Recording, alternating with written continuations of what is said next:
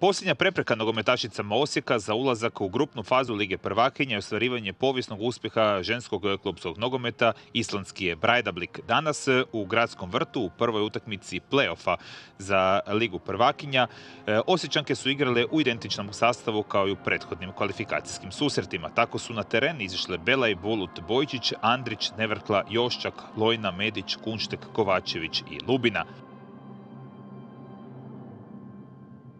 S druge strane, prvakinje Islanda, nogometašice Breiðablika, igrale su u sljedećem početnom sastavu: Ivarsdottir, Halldórsdóttir, Albertsdottir, Lillardóttir, Zimmer, Asta Arnardóttir, McCarthy, Tómasdóttir, Kristín Arnardóttir, Antonsdóttir i Magnúsdóttir.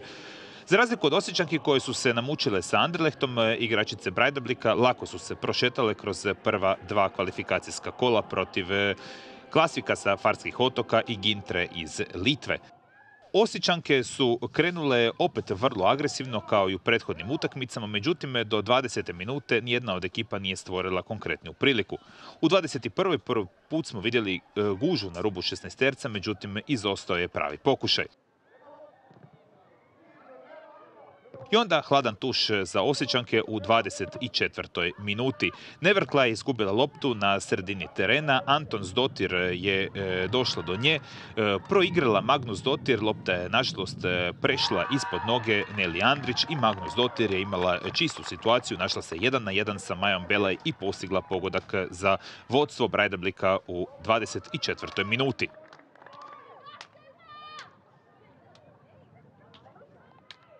U 29. minuti Izabela Lojna, kapetanica Osijeka, nažalost završila u zaleđu.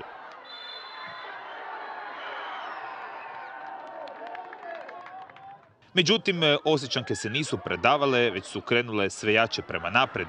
Fenomenalna lopta Ivane Bojčić u 31. minuti za Merijemu Medić, reprezentativku Bosne i Hercegovine koja stigla iz Splita, i Osječanke u 31. minuti u akciji kroz dva poteza uspijevaju izjednačiti na 1-1.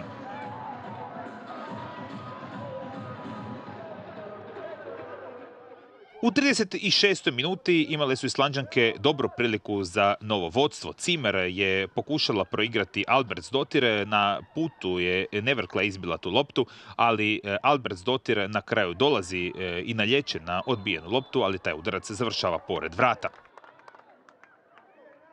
Do kraja prvog poluvremena u 45. minuti pokušao još imala Njemica Zimmer, međutim i taj je bio neprecizan.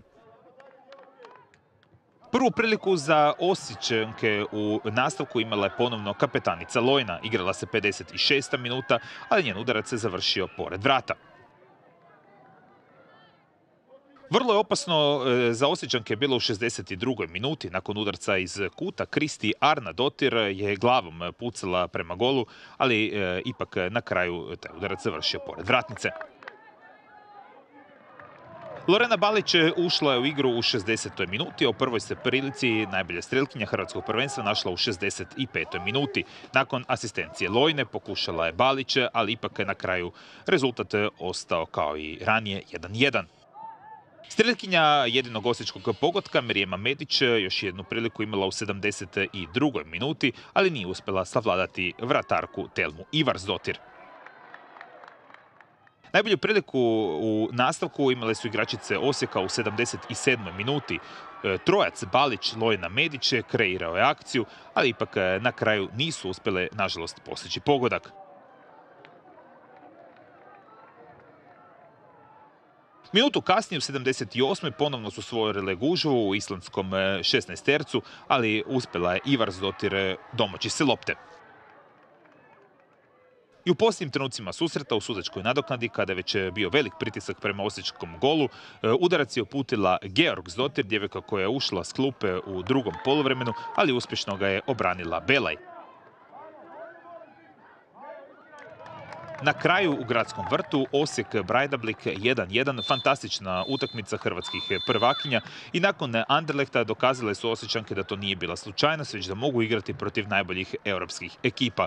Uzvratna utakmica u Kopa Vogoru za 8 dana daće nam odgovor na pitanje koja od ovih ekipa ulazi u grupnu fazu Lige prvakinja među najboljih 16 ekipa Staroga kontinenta, ali već i ovaj uspjeh Osječanki je izvan serijski jer u ovom trenutku su među najboljih 28 u Europi. Hvala na čestitkama. Pa osobno sam jako zadovoljan. Djevojke su danas uistinu odradile i više nego ono što smo svi očekivali, noseći ono sve iz Anderlechta i do Anderlechta, sve što smo imali. Danas smo uistinu bili na jednoj razini i vidjeli ste protivnike, je bio izuzetno dobar, kompaktan, dinamičan. Imali smo neke prilike, mislim osobno da smo ih imali puno boljih izglednijih prilika od gostujuće ekipe. Sve u svemu moram čestitati svojim igračicama na ono što su danas prikazali, ali ništa, glava gore, idemo dalje, imamo drugu utakmicu na Islandu i idemo po pobjedu. Šta je bilo? Pa na početku smo, ajmo reći, bar moje mišljenje, da smo možda ušli malo lošije u utakmicu, ko da smo se uplašili protivnika, ali evo, kako je vrijeme odmicalo, mislim da gol je dosta promijenio što smo ga dobili. Poslije gola smo počeli igrati i do kraja smo pokazali zavidnu borbenost, što bi se reklo.